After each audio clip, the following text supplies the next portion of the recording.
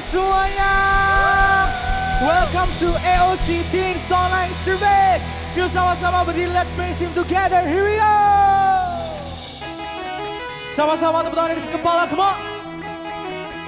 Here we go.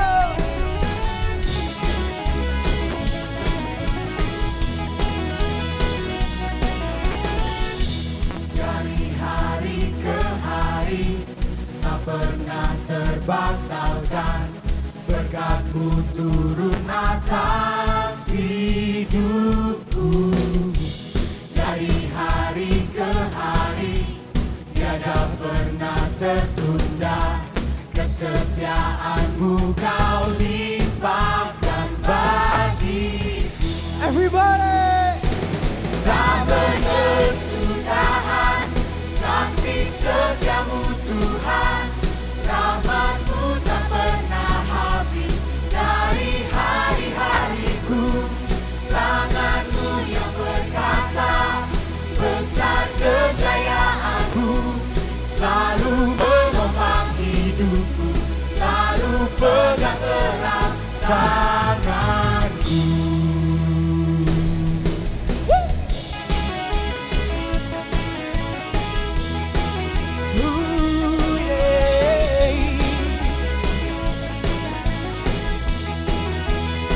Sing it together. Dari hari ke hari tak pernah terbatalkan, berkat-Mu turun atas hidupku. Dari hari ke hari tiada pernah tertunda, kesetiaan-Mu Kau limpahkan bagi Everybody.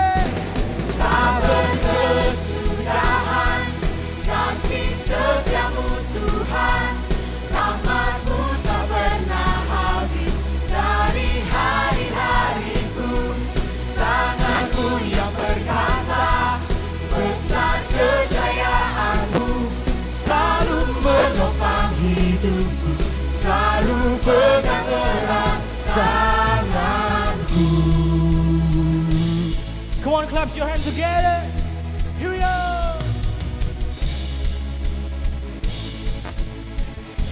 Sama-sama tangannya. Here we go.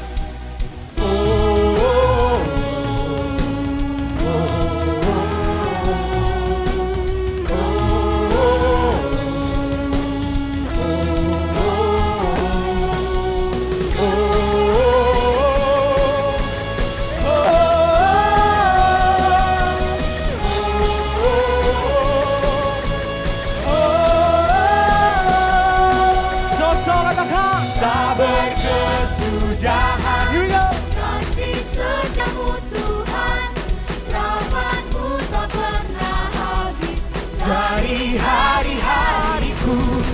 Tangan-Mu yang perkasa, besar kejayaan-Mu, selalu menopang hidupku, selalu pegang erat tanganku. Let's give a big shower Jesus. Tuhan, terima kasih sebentar lagi kami akan mendengarkan firman-Mu. Siapkan hati kami Tuhan di dalam nama Yesus. Semua yang percaya sama-sama kita katakan amin.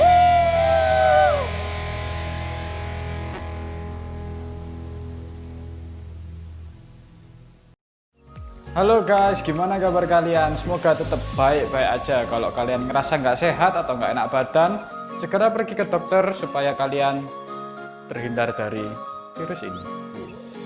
Di sini aku bakal bawain 3 pengumuman. Pengumuman yang pertama, ibadah Teen Songline Service Alpha Omega Church dapat diakses setiap hari Minggu mulai dari jam 7 pagi.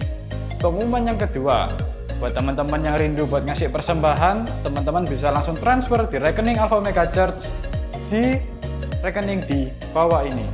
Ya nggak tahu lah di bawah di mana, terserah yang ngedit, aku nggak ikut. Dan pengumuman yang ketiga, diingatkan kembali buat teman-teman untuk selalu berkomsel dengan grup kalian masing-masing. Oh iya guys, jangan lupa klik like, comment, subscribe, dan share video ini ke teman-teman kalian supaya teman-teman kalian terberkati juga. See you, God bless you guys. Halo teman-teman semua, welcome to Alpha Omega Church Teens Online Service. Jadi, pada hari ini kita akan membahas tentang upgrade komunikasi. Sebelum masuk ke pembahasan kita, hal yang pertama akan kita bahas adalah tentang pengertian komunikasi itu sendiri. Menurut KBBI, komunikasi adalah pengiriman dan penerimaan pesan atau berita dari dua orang atau lebih agar pesan yang diberitakan tersebut dapat dipahami oleh lawan bicara. Itu merupakan pengertian komunikasi menurut KBBI. Yang kedua, di sini ada tentang komunikasi dari Shannon dan Weaver, yang merupakan salah satu pelopor dari teori komunikasi. Mereka mengatakan bahwa komunikasi merupakan bentuk interaksi manusia yang saling mempengaruhi satu sama lain, baik sengaja maupun tidak disengaja. Dan bentuk komunikasi itu sendiri tidak terbatas pada komunikasi yang menggunakan bahasa verbal saja, tetapi juga dalam hal ekspresi wajah, lukisan, seni, seperti musik, maupun juga teknologi. Dan di samping itu, komunikasi merupakan suatu proses ketika seseorang atau beberapa orang, kelompok, organisasi, dan masyarakat menciptakan dan menggunakan informasi agar terhubung dengan lingkungan dan orang lain. Hal ini dikatakan dalam Wikipedia. Dari beberapa pengertian komunikasi tersebut, dapat kita lihat bahwa inti dari komunikasi sendiri merupakan proses penyampaian dan penerimaan informasi dari satu pihak ke pihak lain. Baiklah, kita ulangi sekali lagi ya.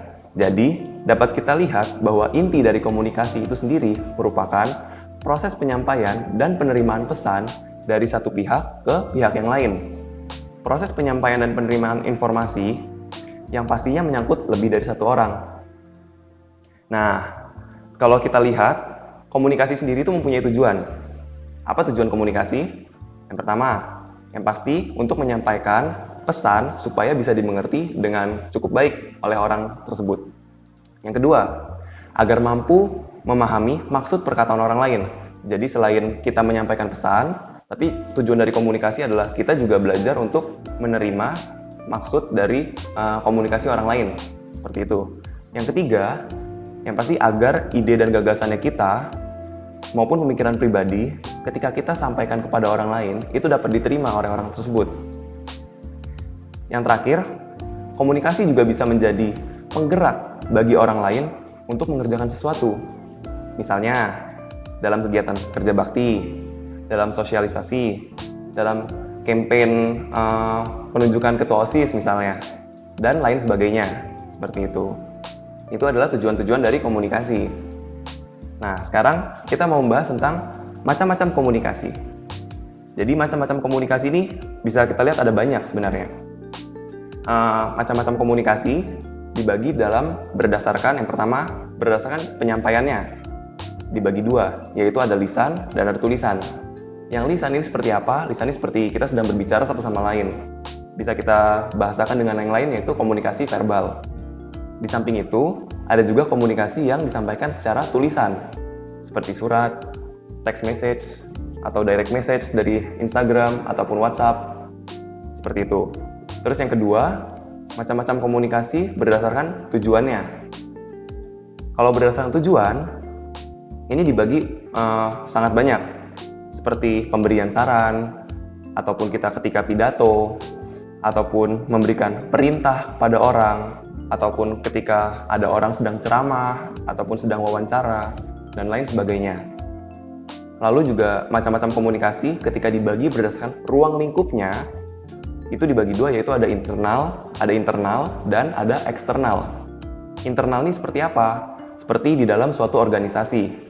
Di sana ada komunikasi antar ketua dengan anggotanya, dan bagian-bagian masing-masing. Lalu juga seperti dalam perusahaan. Jadi internal, di dalam komunitas tertentu saja. Sedangkan eksternal, itu lebih mencakup lebih banyak orang. Contoh, dalam konferensi pers yang sering kita lihat di televisi. Atau juga ada pameran misalnya, ada penyampaian pidato mungkin, ada publikasi, dan lain sebagainya. Seperti itu. Nah, jadi dari macam-macam komunikasi ini, yang terakhir adalah alirannya.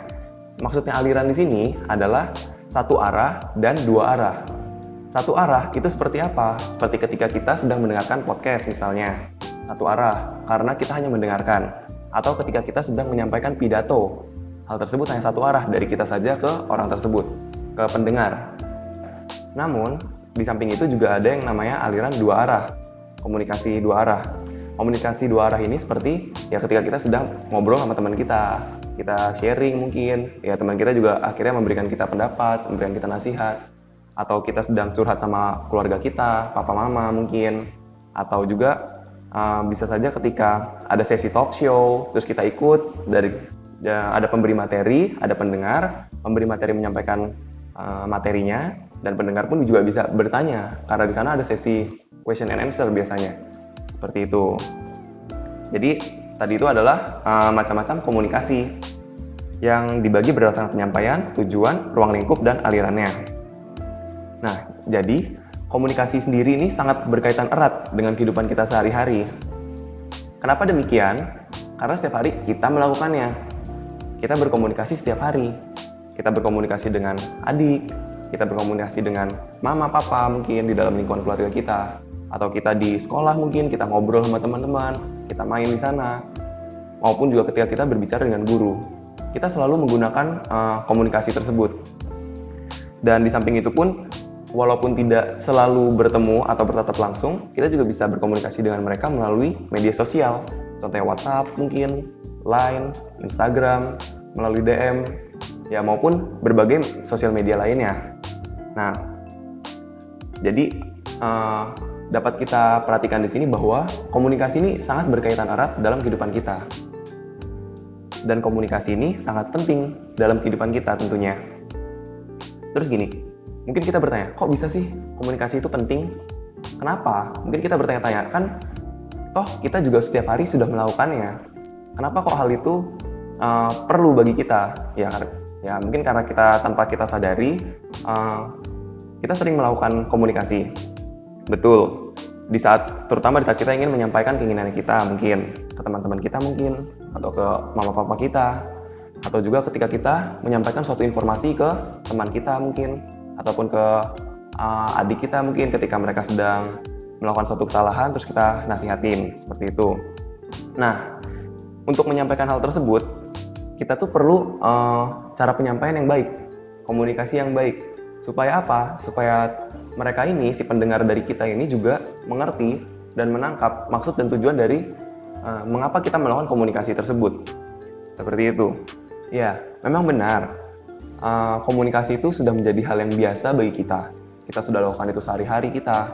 Tetapi, justru karena kita sudah terbiasa melakukannya, bahkan seringkali kita tuh lupa bahwa hal yang lebih penting dari sekedar komunikasi adalah kemampuan komunikasi yang baik atau good communication skill. Nah, jadi di sini kita mau membahas beberapa kelebihan dan baiknya memiliki kemampuan komunikasi yang baik.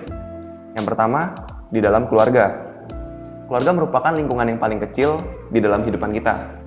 Sehari-hari kita bertemu dengan mereka, dengan papa mama kita, dengan adik-adik maupun kakak kita. Kita bertemu dan berjumpa dengan mereka. Dan setiap hari kita pun berkomunikasi dengan mereka. Komunikasi yang baik di dalam keluarga tentunya memiliki tujuan. Kita ingin memiliki hubungan yang baik dengan mereka, bukan? Karena kita sayang dan kita mencintai saudara-saudara kita. Untuk itu, kita perlu untuk upgrade komunikasi kita supaya kita memiliki hubungan yang lebih baik dengan mereka. Memiliki komunikasi yang baik dengan mereka itu merupakan suatu hal yang sangat baik juga di dalam kehidupan kita. Karena kita perlu sebuah kesadaran dari kita untuk memulai sebuah gaya komunikasi yang baik di dalam keluarga. Jadi, lakukan komunikasi yang baik terlebih dahulu, dimulai dari kita sendiri. Yang kedua adalah dalam lingkungan pertemanan. Membuat kesan pertama yang baik dan membuat banyak orang tertarik dengan kita. Berkomunikasi yang baik tentunya sangat penting dalam membangun relasi dan koneksi dengan teman-teman kita. Terutama ketika kita sedang membangun relasi di dalam sebuah lingkungan yang baru. Misalnya, setelah kita naik kelas, kita diacak kelasnya. Jadi sebelumnya mungkin kita berada di kelas A, lalu kemudian kita diacak jadi di kelas B. Dan di sana pun juga kita seringkali berjumpa dengan orang-orang baru, bukan? Penting bagi kita untuk menciptakan kesan pertama yang baik kepada mereka. Dan selain itu, bagaimana cara kita supaya untuk mempertahankan lingkungan pertemanan tersebut. Nah, misalnya saja seperti tadi, dengan teman-teman sekolah kita, akan lebih baik dan sangat menguntungkan ketika kita sedang memiliki tugas dan kerja kelompok bersama mereka, kita tuh memiliki komunikasi yang baik juga satu sama lain. Sehingga baik dari tugas maupun pekerjaan yang sudah diberikan oleh guru, itu dapat kita selesaikan dengan baik dan maksimal. Dan ketika kita presentasi pun, kita juga dapat menyampaikannya secara maksimal. Yang ketiga, komunikasi yang baik dalam pelayanan. Apapun bagian kita dalam pelayanan, tentunya membutuhkan good communication skill. Contoh, seorang usher. Kita harus pandai dalam menyapa dan menyambut teman-teman yang datang ke ibadah, supaya mereka merasa terwelcome oleh kita dan mereka bisa nyaman ketika menjalankan ibadah tersebut. Good communication skill juga berguna bagi seorang singer dan pemimpin pujian, terutama ketika mengajak teman-teman untuk ikut bernyanyi. Nah, hal ini sangat penting bagi kita semua, dan tentunya masih banyak lagi, terutama dalam berkomunikasi satu dengan yang lain agar tidak terjadi kesalahpahaman. Dan hal ini tentunya juga tidak selalu harus diterapkan ketika seseorang mengambil pelayanan di dalam sebuah gereja. Tidak selalu. Karena ketika kita pun sudah menjadi jemaat di dalam suatu gereja, kita juga sudah mengambil bagian di dalam gereja tersebut. Tadi itu adalah pentingnya memiliki good communication skill. Sekarang yang akan kita bahas adalah komunikasi di dalam Alkitab. Di sini, ayo kita sama-sama membuka 1 Timotius 5 ayat 1-2. Janganlah engkau keras terhadap orang yang tua, melainkan tegurlah dia sebagai bapa. Tegurlah orang-orang muda sebagai saudaramu, perempuan-perempuan tua sebagai ibu, dan perempuan-perempuan muda sebagai adikmu dengan penuh kemurnian.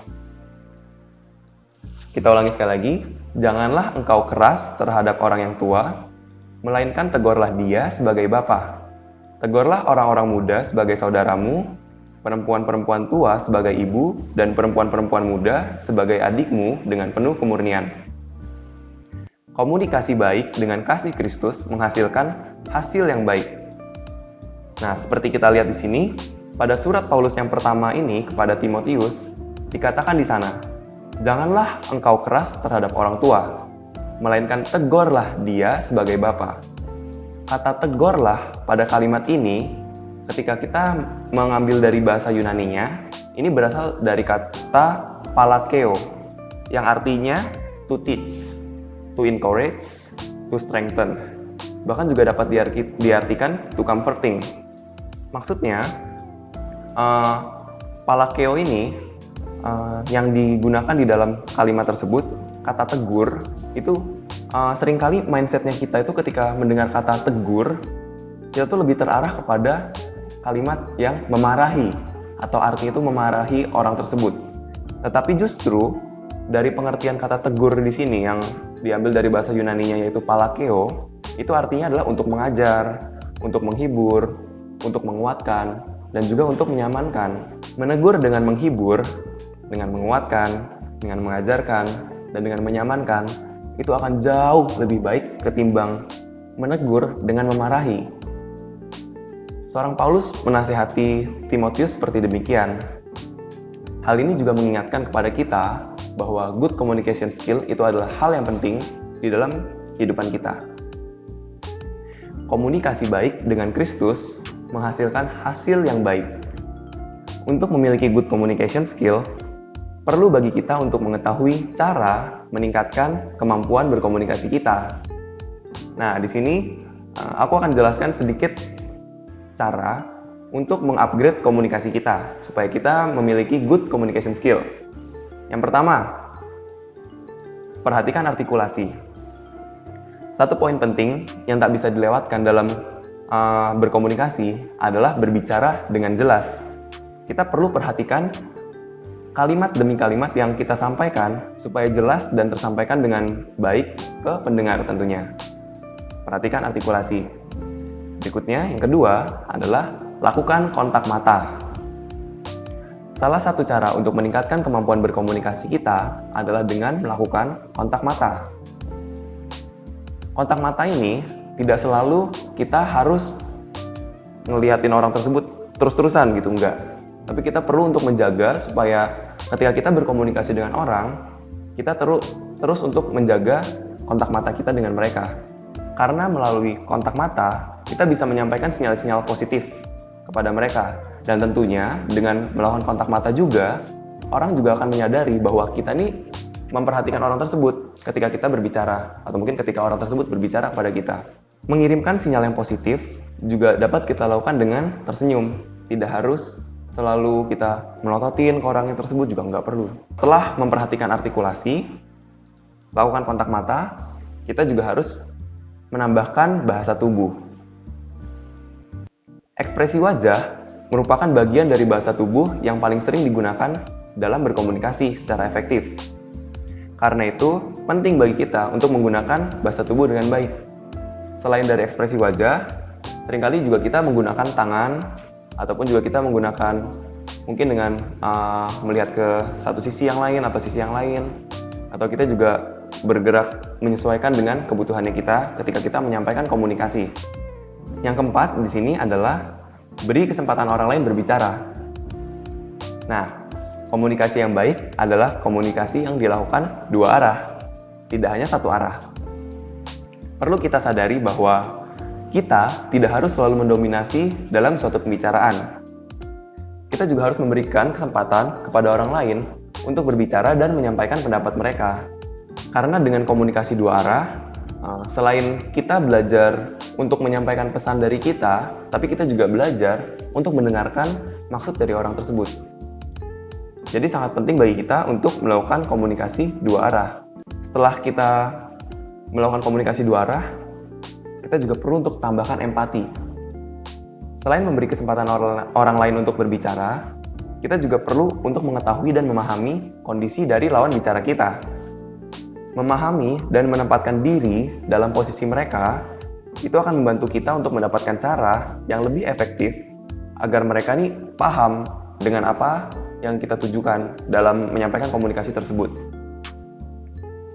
Tambahkan empati.